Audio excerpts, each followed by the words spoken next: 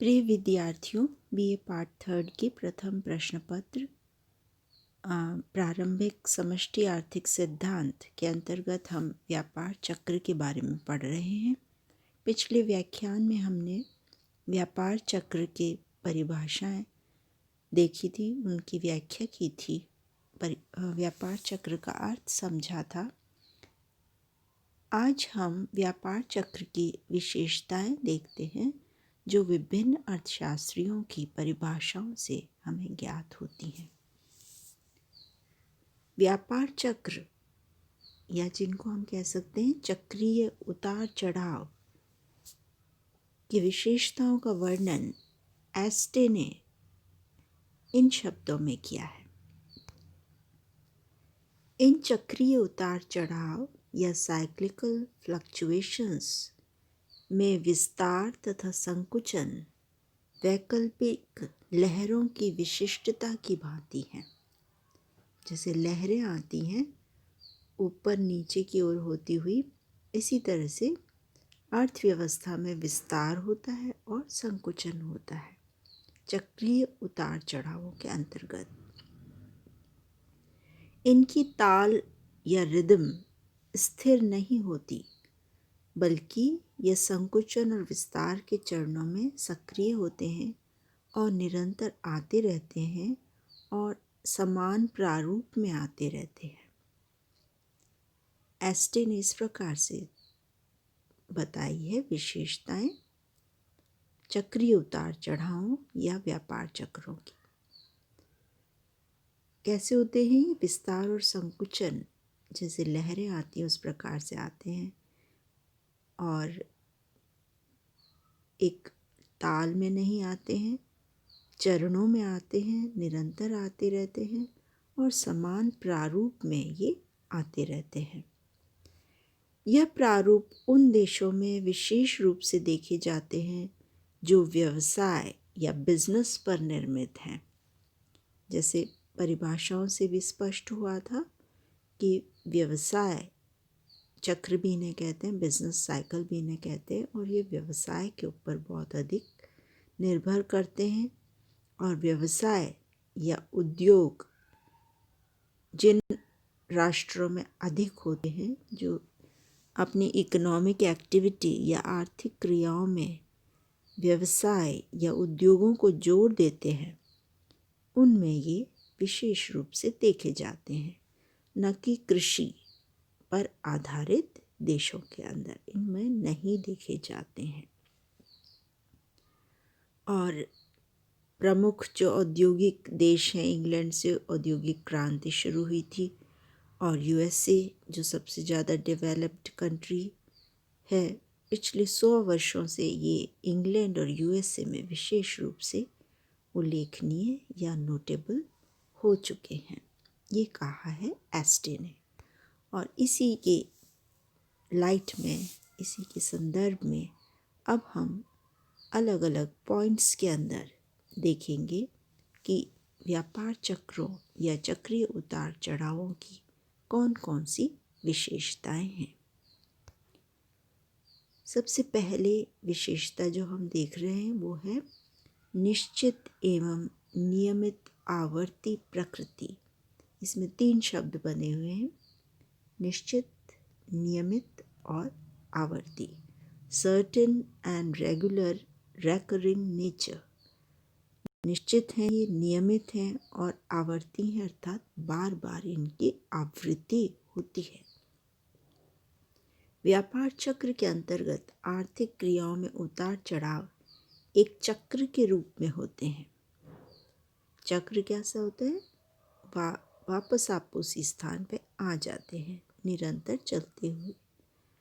विस्तार एवं संकुचन के दौर एक दूसरे के उपरांत नियमित रूप से आवर्ती होते हैं। चक्र में यही होता है, उसी बिंदु पे वापस पहुंचते हैं।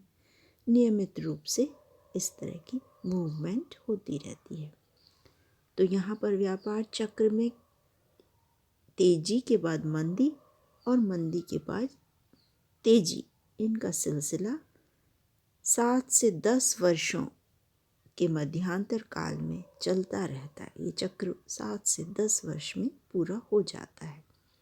इस प्रकार व्यापार चक्र की पहली विशेषता उनमें निश्चित एवं नियमित आवर्ती प्रकृति होती है।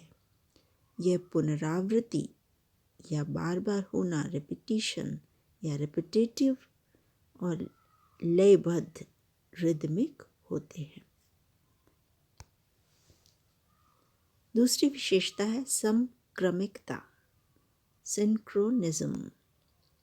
व्यापार चक्रों की दूसरी विशेषता उनकी समक्रमिकता है, जिसका अभिप्राय है कि व्यापार चक्र में सभी प्रकार की आर्थिक क्रियाएं, रोजगार, आय, उत्पादन, व्यापार एवं मूल्य स्तर एक साथ ही एक ही प्रकार से प्रभावित होते हैं। इसको हम कहते हैं समक्रमिकता। क्रम समान रहता है, वो कहलाता है समक्रमिकता, सिंक्रोनिज्म।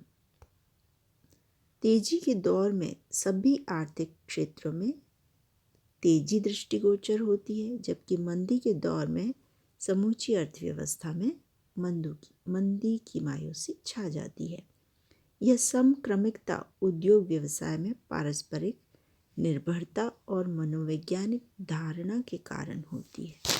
क्या कारण है कि एक उद्योग के अंदर तेजी आती है तो अन्य में भी वह फैल जाती है, एक उद्योग में मंदी आती है तो अन्य में भी मंदी फैलकर और समूची अर्थव्यवस्था मंदी की ओर चली जाती है। तो इस तरह से कुछ क्षेत्रों का प्रभाव अन्य क्षेत्रों में पड़ता है। इसका क्या कारण है? इसका कारण ये है कि विभिन्न क्षेत्र, विभिन्न व्यवसाय एक दूसरे के ऊपर निर्भर करते हैं। एक व्यवसाय अगर कच्चा माल देता है तो दूसरा व्यवसाय निर्मित माल देता है और तीसरा व्यवसाय सेवाएं देता है, और इस प्रकार से तीनों एक दूसरे पर निर्भर करते हैं। इस पारस्परिक निर्भरता के कारण एक व्यवसाय का प्रभाव दूसरे पर पड़ता है। दूसरा कारण है मनोवैज्ञानिक धारणा। एक बार जब मंदी की स्थिति आ जाती है तो एक तरीके की निराशा की स्थिति व्याप्त हो जाती है पूरी अर्थव्यवस्था के अंदर, और इस तरह से पूरी अर्थव्यवस्था प्रभावित हो जाती है, पूरा व्यवसाय प्रभावित हो जाता है, इन्वेस्टमेंट या विनियोग प्रभावित हो जाता है और अर्थव्यवस्था पूरी तरह से मंदी की ओर चली जाती है। इसी प्रकार से तेजी की अवस्था में व्यवसायियों में बहुत उत्साह होता है, वो आशान्वित होते हैं और इसलिए काफ़ी बड़ी मात्रा में विनियोग किया जाता है, जिससे उत्पादन बढ़ता है, रोजगार बढ़ता है और पूरी अर्थव्यवस्था इससे विकास की ओर अग्रसर होती है। कहा गया है कि किसी अर्थव्यवस्था का समस्त व्यवसाय एक जीव या ऑर्गेनिज्म की भांति है। जैसे एक जीव या ऑर्गेनिज्म के सारे शरीर एक दूसरे से निर्भर करते हैं और जुड़े रहते हैं, उसी तरह से अर्थव्यवस्था के समस्त व्यवसाय भी कुल मिलाकर एक जीव बना देते हैं। अर्थव्यवस्था को एक जीव की भांति बना देते हैं, जिसके सभी अंग एक दूसरे पर निर्भर करते हैं और एक दूसरे से प्रभावित होते हैं। अगली विशेषता है अंतर्राष्ट्रीय विस्तार की प्रवृत्ति, टेंडेंसी टुवर्ड्स इंटरनेशनल एक्सपेंशन। अभी हमने देखा किस तरह से एक क्षेत्र से दूसरे क्षेत्र में व्यापार चक्र के फैलने की प्रवृत्ति होती है। उसी प्रकार से इनके फैलने की प्रवृत्ति सिर्फ एक ही राष्ट्र के लोगों तक सीमित नहीं रहती, वरन उसमें समूचे व्यावसायिक संसार में फैलने की प्रवृत्ति होती है। अन्य देशों के जो व्यवसाय हैं उनमें भी फैल जाती है, अन्य देशों की अर्थव्यवस्थाओं में भी फैल जाती है। इसका कारण है कि न सिर्फ एक क्षेत्र दूसरे क्षेत्र पर निर्भर है, बल्कि एक देश के व्यवसाय दूसरे देश के व्यवसाय पर भी निर्भर हैं, और इस आश्रितता एवं लोगों में व्याप्त मनोवैज्ञानिक कारणों से एक देश में फैली मंदी या तेजी दूसरे देशों को भी अपने प्रवाह में लपेट लेती है। एक देश की अच्छी बुरी व्यावहारिक दशाएं दूसरे देशों के व्यापार में अच्छी या बुरी दशा उत्पन्न कर देती हैं। अगली विशेषता है संचयमान। व्यापार चक्र संचयमान होते हैं या ट्रेड साइकिल्स आर क्यूमुलेटिव। विस्तार और संकुचन की प्रक्रिया एक संचयमान स्वतः प्रबल प्रकृति की होती है, अर्थात जैसे अर्थव्यवस्था ऊपर जाती है, जिसे हम कहते हैं ऊपर की गति अपस्विंग, या अर्थव्यवस्था नीचे जाती है, मंदी की तरफ जाती है, जिसे हम कहते हैं डाउन स्विंग, अपने आप की पूर्ति करती है और उसी दिशा में आगे तक हरकत उत्पन्न करता रहता है जब तक कि बाहरी शक्तियाँ इसकी दिशा को बदल नहीं देती। इस तरह से बाहर से प्रयास करके ही तेजी या मंदी की स्थिति को रोका जा सकता है, नहीं तो ये स्वतः ही प्रबल होती रहती हैं, अधिक से अधिक एक दूसरे को सपोर्ट देती जाती हैं। अगर मंदी है तो मंदी को और ज़्यादा ये शक्तियाँ सपोर्ट देती हैं, जिससे वो जुड़ती चली जाती है। संचयमान का तात्पर्य यही है कि वो लगातार जुड़ती चली जाती हैं और बढ़ती चली जाती हैं। स्वयं उत्पन्न या सेल्फ जेनरेटिंग। एक व्यापार चक्र में स्वयं उत्पन्न शक्तियाँ होती हैं, अर्थात यह समृद्धि की अवधि को समाप्त कर सकता है और मंदी शुरू कर सकता है। अतः न तो अनंत मंदी हो सकती है और न समाप्त होने वाली समृद्धि। चक्र के लिए आवश्यक है कि न तो अनंत मंदी हो और न ही हमेशा के लिए समृद्धि की स्थिति रहे। व्यापार चक्र तभी संभव हो सकता है जब मंदी के बाद समृद्धि और समृद्धि के बाद मंदी की स्थिति आ जाए। अब यदि हमें ये चॉइस दी जाए लोगों को या व्यवसाय को, तो वे हमेशा समृद्धि ही चाहेंगे, तो क्यों मंदी आ जाती है? इसका कारण है व्यापार चक्र। व्यापार चक्र स्वयं ही ऐसी शक्तियाँ उत्पन्न कर देता है जिससे कि हमेशा तेजी नहीं रह पाती और मंदी की स्थिति आ जाती है, और इसी तरह मंदी के बाद भी तेजी की स्थिति आ जाती है। प्रयासों के द्वारा, बाहर से प्रयासों के द्वारा ये स्थिति आती है, विनियोग के द्वारा ये स्थिति आती है। इस तरह से चक्र चलता रहता है स्वयं उत्पन्न शक्तियों के द्वारा। अगली विशेषता है व्यापार चक्र एक समान नहीं होते। इनकी अवधि एक समान नहीं होती। इनकी जो स्ट्रेंथ है, जो इनकी शक्ति है, वो एक समान नहीं होती। ये नियमित होते हैं, बार बार उत्पन्न होते हैं, परंतु कुछ हल्के होते हैं और कुछ बहुत ही भयंकर होते हैं, कुछ माइल्ड होते हैं, कुछ सीवियर होते हैं, कुछ ऊपर की गति करते हैं अपस्विंग और कुछ नीचे की गति करते हैं। इनमें नीचे की गति से ऊपर की गति किसी में लंबी हो सकती है और किसी में नीचे की गति अधिक लंबी हो सकती है। तो इस प्रकार से ये समान नहीं होते, इनके कई प्रकार होते हैं व्यापार चक्रों के। असम्मित गतिविधियाँ, एसिमेट्रिकल मूवमेंट्स। इनकी जो गति होती है उसमें आप कोई सिमेट्री नहीं देख सकते। सिमेट्री का मतलब है मिरर इमेज। यदि एक के ऊपर दूसरे को रखेंगे तो वो मिरर इमेज बन जाएंगी। तो इस प्रकार से व्यापार चक्र को यदि हम देखें तो हम उसमें कोई ऐसी सिमेट्री नहीं देखते हैं। जितनी ऊंचाई है उतनी ही नीचाई है, ये नहीं होता है।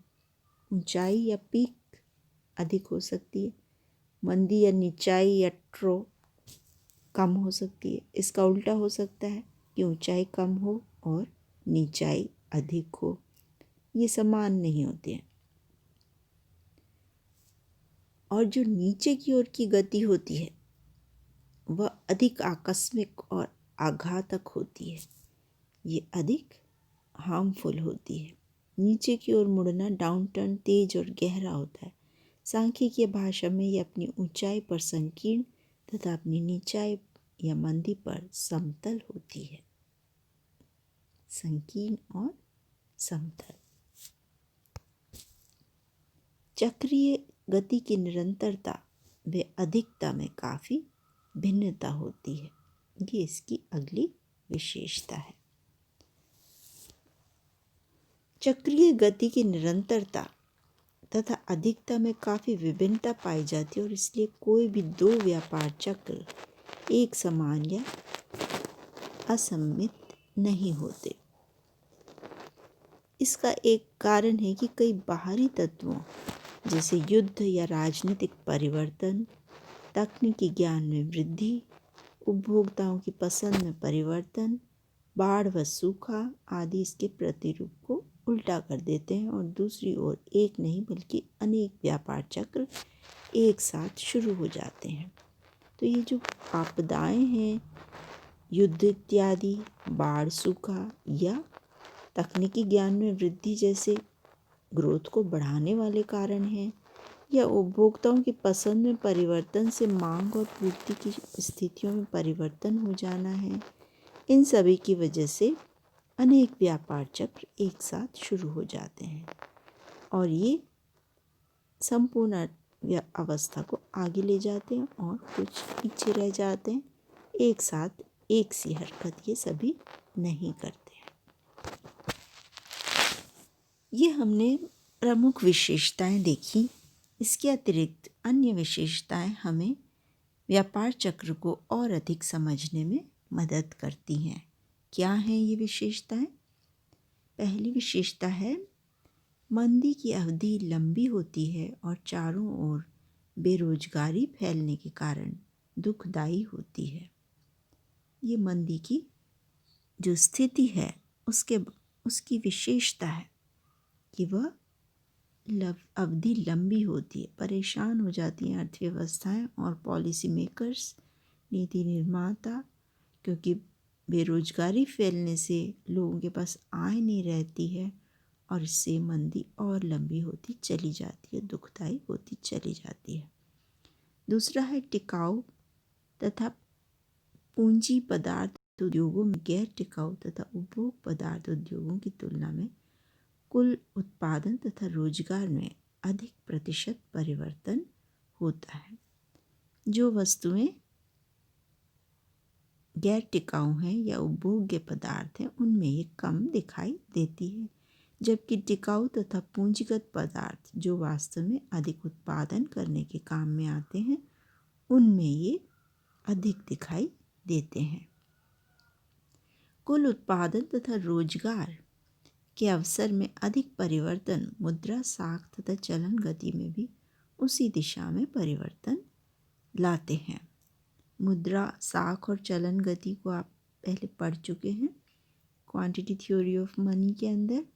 और रोजगार के अवसर में उसके साथ ही उत्पादन में अधिक परिवर्तन होने से ये सब भी प्रभावित होते हैं। मुद्रा भी प्रभावित होती है, साख या उधारी भी प्रभावित होती है और मुद्रा की चलन गति या मुद्रा एक हाथ से दूसरे हाथ कितनी बार जा रही है, कितना विनिमय हो रहा है, इसमें भी ये परिवर्तन लेके आ जाते हैं। अन्य प्रकार की आय की तुलना में लाभों में अधिक प्रतिशत उतार चढ़ाव आते हैं, क्योंकि लाभ जो होते हैं वो उत्पादन के कौन से साधन की आय होती है? उद्यमी की आय होती है। श्रम की आय मजदूरी होती है। अन्य उत्पादन के साधनों की आय को ये अधिक प्रभावित नहीं करते, क्योंकि सीधे सीधे वहाँ से व्यापार चक्र का उदय नहीं होता है, व्यवसाय क्षेत्र से इसका उदय होता है। इसलिए लाभों में अधिक उतार चढ़ाव आते हैं व्यापार चक्र के कारण। उद्योग इस प्रकार अंतर संबंधित हैं कि एक उद्योग में होने वाले उतार चढ़ाव अन्य उद्योगों में भी सरक जाते हैं। अतः चक्रीय उतार चढ़ाव सभी उद्योगों को प्रभावित करते हैं। ये अभी हमने अन्य बिंदुओं में भी देखा। चक्रीय उतार चढ़ाव अंतर्राष्ट्रीय होने की प्रवृत्ति रखते हैं। यह विदेशी व्यापार द्वारा एक से दूसरे देश में फैलने लगते हैं। ये भी हमने पिछले बिंदु के अंदर देखा था। पुनः प्रवर्तन या रिवाइवल की प्रक्रिया सामान्यतः क्रमिक होती है, परंतु जैसे ही ये शुरू होती है इसकी गति तेज हो जाती है।